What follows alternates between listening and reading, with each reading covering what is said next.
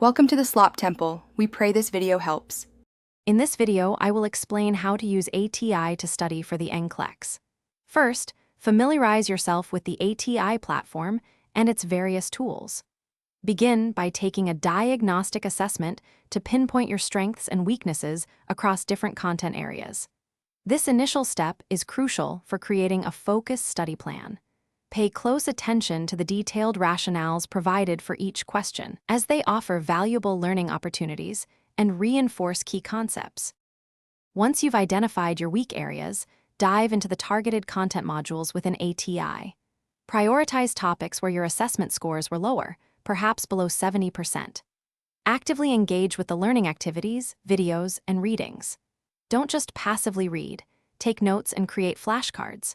Regularly reevaluate your progress by retaking quizzes and practice exams to ensure information retention and improvement. Beyond the online modules, leverage ATI's other valuable resources. Participate in the live or recorded NCLEX review sessions, which often highlight high-yield content. Consider forming a study group with peers to discuss difficult concepts and share insights.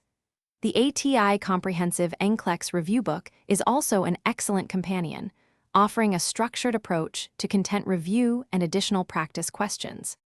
As you approach your NCLEX exam date, shift your focus to full-length, timed practice tests to build stamina and manage test anxiety.